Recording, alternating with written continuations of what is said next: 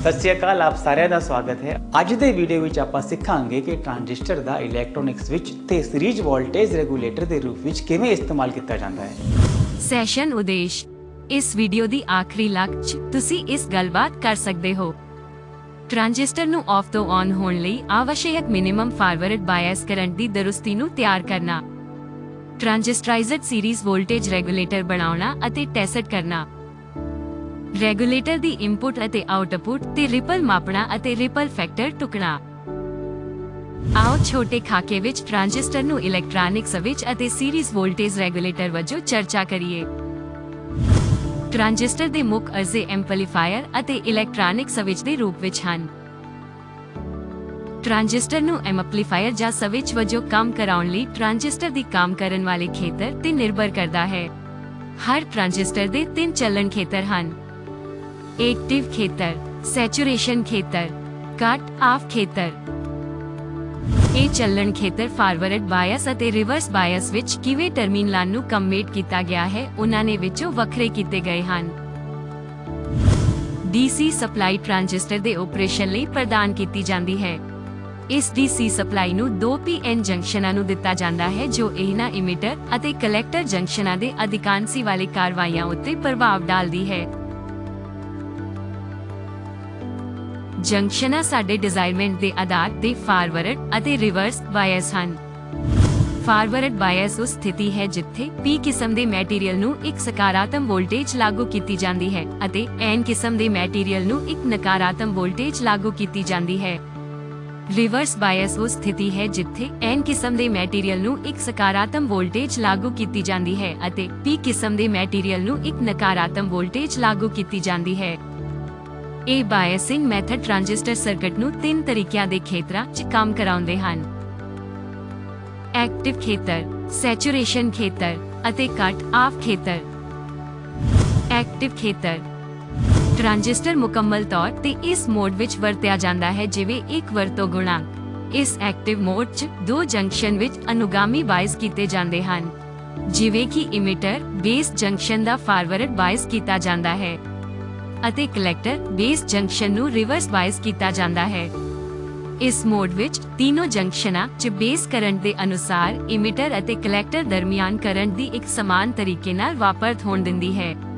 ਇੱਕ electronic switch ਦੇ ਤੌਰ ਤੇ ਕੰਮ ਕਰਨ ਲਈ ਟਰਾਂजिस्टर ਨੂੰ ਸੈਚੂਰੇਸ਼ਨ ਔਨ ਅਤੇ ਕੱਟ ਆਫ ਖੇਤਰਾਂ 'ਚ ਚਲਾਇਆ ਜਾਣਾ ਚਾਹੀਦਾ ਹੈ। ਸੈਚੂਰੇਸ਼ਨ ਖੇਤਰ ਇਸ ਆਪਰੇਸ਼ਨ ਮੋਡ 'ਚ ਇਮੀਟਰ ਬੇਸ ਅਤੇ ਕਲੈਕਟਰ ਬੇਸ ਜੰਕਸ਼ਨਾਂ ਦੋਵੇਂ ਦਾ ਫਾਰਵਰਡ ਬਾਇਸ ਹੋ ਜਾਂਦਾ ਹੈ। ਕਲੈਕਟਰ ਤੋਂ ਇਮੀਟਰ ਤੱਕ ਵਰਤਮਾਨ ਦੌਰਾਨ ਮੁਕੰਮਲ ਕਰੰਟ ਦੇ ਮੁਕਾਬਲੇ ਵਿੱਚ ਥੋੜੀ ਵਰਤਮਾਨ ਹੈ। ਇਸ ਮੋਡ ਵਿੱਚ ਟਰਾਂजिस्टर ਕਿਰਿਆਸ਼ੀਲ ਤੇ ਇੱਕ ਟਾਈਟ ਸਰਕਟ ਹੈ ਕਿਉਂਕਿ ਇਹ ਪੂਰੀ ਤੌਰ ਤੇ ਚਾਲੂ ਹੈ। ਇਸ ਅਤੇ ਸਵਿਚਿੰਗ ਅਤੇ ਡਿਜੀਟਲ ਲਾਜਿਕ ਲਈ ਅਕਸਰ ਸੈਚੂਰੇਸ਼ਨ ਖੇਤਰ ਦੀ ਵਰਤੋਂ ਹੁੰਦੀ ਹੈ। ਕੱਟ ਆਫ ਖੇਤਰ ਇਸ ਮੋਡ 'ਚ ਕਲੈਕਟਰ ਬੇਸ ਜੰਕਸ਼ਨ ਅਤੇ ਇਮੀਟਰ ਬੇਸ ਜੰਕਸ਼ਨ ਦੋਵੇਂ ਰਿਵਰਸ ਬਾਇਸ ਹੋ ਜਾਂਦੇ ਹਨ। ਕਿਉਂਕਿ ਦੋਵੇਂ PN ਜੰਕਸ਼ਨ ਰਿਵਰਸ ਬਾਇਸ ਹਨ, ਇਸ ਨੂੰ ਛੋਟੇ ਲੀਜ਼ੇਸ ਕਰੰਟਾਂ ਦੇ ਇਲਾਵਾ ਬਹੁਤ ਘੱਟ ਵਾਰੀਆਂ ਕਰੰਟ ਫਲੋ ਹੁੰਦਾ ਹੈ ਜੋ ਆਮ ਤੌਰ ਤੇ ਕੁਝ ਨੈਨੋ ਐਂਪੀਅਰ ਜਾਂ ਪਿਕੋ ਐਂਪੀਅਰ ਦੇ ਆਦਾਨ ਪ੍ਰਦਾਨ 'ਚ ਹੁੰਦਾ ਹੈ। ਇਸ ਮੋਡ 'ਚ BJT ਆਫ ਕੀਤਾ ਜਾਂਦਾ ਹੈ ਅਤੇ ਸਾਰੇ ਤੌਰ ਤੇ ਇੱਕ ਖੁੱਲ੍ਹਾ ਸਰਕਟ ਹੁੰਦਾ ਹੈ। ਟਰਾਂजिस्टर ਵਜੋਂ ਸੀਰੀਜ਼ ਵੋਲਟੇਜ ਰੈਗੂਲੇਟਰ। ਰੈਗੂਲੇਟਰ ਇੱਕ ਸਾਧਨ ਹੈ ਜੋ ਲੋਡ ਦੇ ਅਕਾਊਂਟ ਤੇ ਪਾਵਰ ਨੂੰ ਸਥਿਰ ਅਤੇ ਨਿਯਮਤ ਰੱਖਦਾ ਹੈ। ਵੋਲਟੇਜ ਬਦਲਾਅ ਅਤੇ ਲੋਡ ਇੰਬੈਲੈਂਸਿੰਗ ਕਰਨ ਲਈ ਲੋਡ ਦੀ ਔਰ ਇੱਕ ਸਥਿਰ ਵੋਲਟੇਜ ਬਣਾਉਣਾ ਬਹੁਤ ਜ਼ਰੂਰੀ ਹੁੰਦਾ ਹੈ। ਵੋਲਟੇਜ ਬਦਲਾਅ ਨਾਲ ਡਿਵਾਈਸ ਦੀ ਪ੍ਰਦਰਸ਼ਨਸ਼ੀਲਤਾ ਅਤੇ ਅਪਰੋਚ ਨਾਲ ਬਹੁਤ ਪ੍ਰਭਾਵਿਤ ਹੁੰਦੀ ਹੈ। ਜੇ ਸਿਸਟਮ ਵਿੱਚ ਚਲਾਏ ਜਾ ਰਹੇ ਇਲੈਕਟ੍ਰੀਕਲ ਡਿਵਾਈਸਿਸ ਵਰਗੇ ਸੈਂਸਿਟਿਵ ਲੋਡ ਹਨ ਤਾਂ ਲੋਡ ਵੋਲਟੇਜ ਨੂੰ ਸਥਿਰ ਰੱਖਣਾ ਬਹੁਤ ਜ਼ਰੂਰੀ ਹੈ। ਸੈਂਸਿਟਿਵ ਲੋਡ ਦੇ ਨਾਲ ਕੰਮ ਕਰਦਿਆਂ ਪਾਵਰ ਕੁਆਲਿਟੀ ਇੱਕ ਮੁਸ਼ਕਿਲ ਬਣਦੀ ਹੈ ਕਿਉਂਕਿ ਨਾ ਅਚਾਹੇ ਹਾਰਮੋਨਿਕ ਲੋਡ ਤੇ ਅਸਰ ਕਰਦੇ ਹਨ ਅਤੇ ਅਚਾਹੇ ਘਾਟੇ ਹੋ ਜਾਂਦੇ ਹਨ। ਰੈਗੂਲੇਟਰ ਲੋਡ ਵੋਲਟੇਜ ਨੂੰ ਸਥਿਰ ਅਤੇ ਹਾਰਮੋਨਿਕ ਤੋਂ ਮੁਕਤ ਰੱਖਦਾ ਹੈ। ਇੱਕ ਟਰਾਂजिस्टर ਸੀਰੀਜ਼ ਵੋਲਟੇਜ ਰੈਗੂਲੇਟਰ ਨੂੰ ਇੱਕ ਸਾਧਨ ਦਾ ਰੂਪ ਜਿਸ ਸਾਰੀ ਪੱਧਤੀ ਤੇ ਰੱਖਿਆ ਜਾ ਸਕਦਾ ਹੈ ਜੋ ਆਉਟਪੁੱਟ ਵੋਲਟੇਜ ਨੂੰ ਇੱਕ ਸਥਿਰ ਸਤੇਜ ਤੇ ਰੱਖਦਾ ਹੈ। ट्रांजिस्टर सीरीज वोल्टेज रेगुलेटर ने रेगुलेटिंग एलिमेंट ਦਾ ਕੰਮ ਕਰਦਾ ਹੈ। ਇਸ ਨੇ ਅਸਥਿਰ ਇਨਪੁਟ ਨੂੰ ਲੈ ਕੇ ਸਥਿਰ ਆਊਟਪੁੱਟ ਦਿੰਦਾ ਹੈ। ਇਹ ਸਰਕਟ ਟ੍ਰਾਂजिस्टर ਸਿਧਾਂਤ ਵਰਤਦਾ ਹੈ ਜੋ ਆਪਣੇ ਬਾਇਸ ਵੋਲਟੇਜ ਵਿੱਚ ਤਬਦੀਲ ਹੋਣ ਤੇ ਆਪਣੀ ਰੈਜ਼ਿਸਟੈਂਸ ਦਾ ਸੁਧਾਰ ਕਰਦਾ ਹੈ। ਇਸ ਨੇ ਟ੍ਰਾਂजिस्टर ਦੇ ਬੇਸ ਵੋਲਟੇਜ ਨੂੰ ਸਥਿਰ ਰੱਖਣ ਲਈ ਜੀਨਰ ਡਾਇਓਡ ਦੀ ਵਰਤੋਂ ਕੀਤੀ ਹੈ। ਇਸ ਨੂੰ ਆਮ ਤੌਰ ਤੇ ਇਲੈਕਟ੍ਰੋਨਿਕ ਸਰਕਟਾਂ ਵਿੱਚ ਵਰਤਿਆ ਜਾਂਦਾ ਹੈ ਜਿਵੇਂ ਕਿ ਵੋਲਟੇਜ ਰੈਗੂਲੇਟਰ, ਐਡਾਪਟਰ, ਰੈਕਟੀਫਾਇਰ ਸਰਕਟਾਂ ਆਦਿ, ਜਿਵੇਂ ਕਿ ਇੱਕ ਸਥਿਰ ਆਊਟਪੁੱਟ ਵੋਲਟੇਜ ਪ੍ਰਦਾਨ ਕਰਨ ਲਈ। ਰੈਗੂਲੇਟਰ ਸੀਰੀਜ਼ 'ਚ ਅਤੇ ਲੋਡ ਦੇ ਅਨੁਸਾਰ ਸ਼ੰਟ ਕੀਤਾ ਜਾਂਦਾ ਹੈ। ਆਓ ਇਹ ਅਮਲਾਈ ਕਰਨ ਲਈ ਸਾਧਨ ਅਤੇ ਭਾਗ ਜਮ੍ਹਾਂ ਕਰੀਏ। ਐਮੀਟਰ MSC 0 ਤੋਂ 100 ਮਿਲੀਐਂਪੀਅਰ 1। एमीटर MSC 0 ਤੋਂ 100 ਮਾਈਕਰੋਐਂਪੀਅਰ 1। ਵੋਲਟਮੀਟਰ MSC 0 ਤੋਂ 15 volt 1। Regulator DC power supply 0 ਤੋਂ 30 VDC/1 A 1। Transistor VC 107 1। Lamp 6 volt 150 milliampere 1। Variable resistor 250 kilo ohm 1। Breadboard 1। Dry cell 1.5 volt 1। Transistor SL 100 ਜਾਂ ਇਸ ਬਰਾਬਰ 1। Zener diode 12 volt 1/4 watt 1। Resistor 180 ohm 1। 1 kilo ohm 2। 220 ohm 1। 330 ohm 1।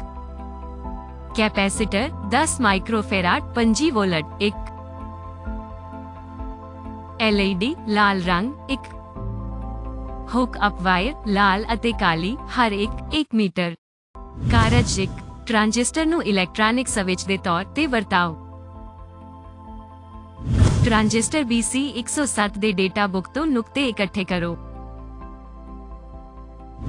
Circuit diagram ਦੇ ਅਨੁਸਾਰ circuit program ਕਰੋ। Switch S1 variable register 250 kilo ohm ਅਤੇ micro ਐਮੀਟਰ ਨੂੰ ਟ੍ਰਾਂजिस्टर ਦੇ base ਤੋਂ ਸੀਰੀਜ਼ ਵਿੱਚ ਕੁੰਜੀਆਂ ਲਾਓ। ਅਸਥਿਰ DC ਇਨਪੁਟ ਨੂੰ ਸਰਕਟ ਨਾਲ ਜੋੜੋ। ਆਊਟਪੁੱਟ ਵਿੱਚ ਮਿਲੀ ਐਮੀਟਰ ਨੂੰ ਸੀਰੀਜ਼ ਵਿੱਚ ਜੋੜੋ। ਆਊਟਪੁੱਟ ਨੂੰ ਨਿਯਮਤ ਵੋਲਟੇਜ ਮਾਪਣ ਲਈ ਵੋਲਟਮੀਟਰ ਨੂੰ ਆਊਟਪੁੱਟ ਨਾਲ ਪੈਰਲਲ 'ਚ ਜੋੜੋ। ਉਪਕਰਣਾਂ ਦੀ ਖਾਸ ਸੀਮਾ ਅਤੇ ਸਹੀ ਪੋਲੈਰਿਟੀ ਲਈ ਜਾਂਚ ਕਰੋ। ਸਪਲਾਈ ਆਫ ਰੱਖੋ ਅਤੇ ਪਾਵਰ ਸਪਲਾਈ ਯੂਨਿਟ ਦੇ ਵੋਲਟ ਨੋਬ ਨੂੰ 0 ਵੋਲਟ ਤੇ ਰੱਖੋ। ਪਾਵਰ ਔਨ ਕਰੋ ਅਤੇ ਕੋਲੈਕਟਰ ਸਪਲਾਈ ਨੂੰ ਵੋਲਟ ਨੋਬ ਨੂੰ ਚਲਾਉਣਾ ਦੁਆਰਾ 10 ਵੋਲਟ ਤੇ ਸੈਟ ਕਰੋ। ਸਵਿਚ S1 ਨੂੰ ਬੰਦ ਕਰਕੇ ਬੇਸ ਇਮੀਟਰ ਸਰਕਟ ਲਈ ਬੈਟਰੀ ਸਪਲਾਈ ਔਨ ਕਰੋ।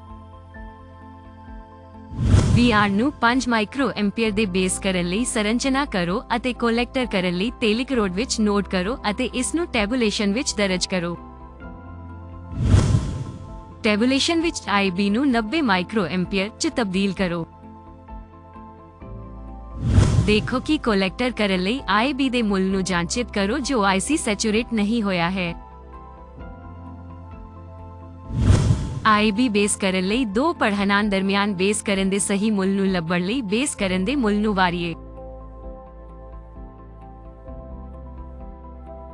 IB ਨੂੰ 1 ਮਿੰਟ ਤੋਂ ਉੱਤੇ ਮੁੱਢਰ ਵਧਾਉਣ ਲਈ ਸੈਚੂਰੇਟ ਹੋਣ ਵਾਲੇ IC ਲਈ ਇੱਕ ਮੁੱਲ ਪੈਂਦਾ ਹੈ ਅਤੇ ਸਵਿਚ S1 ਨੂੰ ਚਲਾਉਣ ਲਈ ਔਨ ਆਫ ਕਾਰਵਾਈ ਦੀ ਜਾਂਚ ਕਰੋ।